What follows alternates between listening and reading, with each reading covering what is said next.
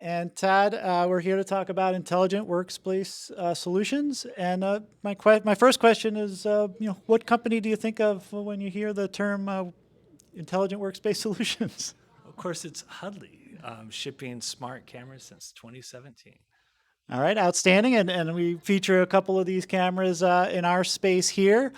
So first of all, they work great.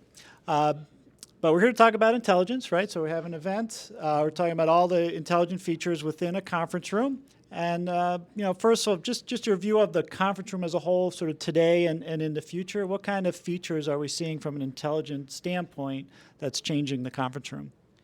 Well, with the endpoint devices, I think you're collecting visual information, you're collecting audio information, and then you're using that to hopefully make some intelligent decisions at the endpoint. So when it comes to framing based off of what we see, Huddly cameras currently do that with the thing we call Genius framing. And It's a good name for an intelligence event. Genius, yeah. And then there's also for audio different features that are coming out, and on some of our new cameras, there's microphones not intended for room audio, but it's to track who the speaker is. So not only do we know the head and the torso location of everybody in the conference room, we also know who is specifically speaking.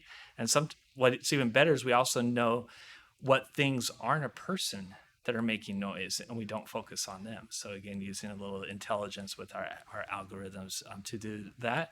And then also we're seeing it used for whiteboards. And so being able to recognize writing and enhancing the writing, and also getting rid of shadows and glare and other things that may hinder, or even just a person's arm may distract from the content when a standard old-fashioned whiteboard is being leveraged to share content.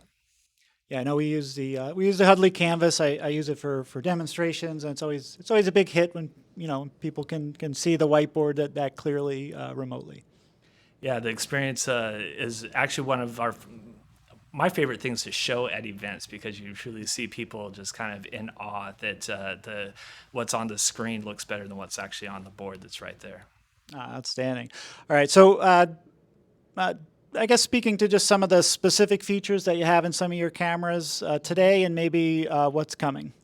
Yeah, so like I mentioned, Genius framing is something where it finds all the people in the room and it just zooms in on the people that are in the room. And as new people come in, then it adjusts the frames. With our cameras, it's meant for conference rooms, so it's usually about a 3 to 4 second delay. That's so it doesn't really constantly shift and be distracting. We don't want the intelligence or the things that the camera is doing to be a distraction in the meeting.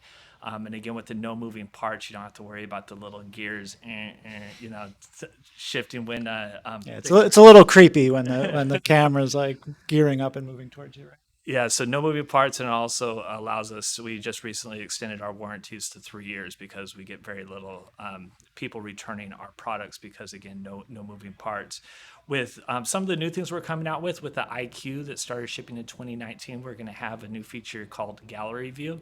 We're starting off with being able to track 2 people. We're going to go up to 4 people individually and giving them their own square, meaning equity is a term you're hearing in this industry quite often. But again, with our cameras being defined by software, we're able to, again, just update the software so that cameras that have been on the shelf for a little while, or the thousands that are out there in the marketplace. Again, we're very proud to partner with Crestron. A lot of our cameras are out through that partnership.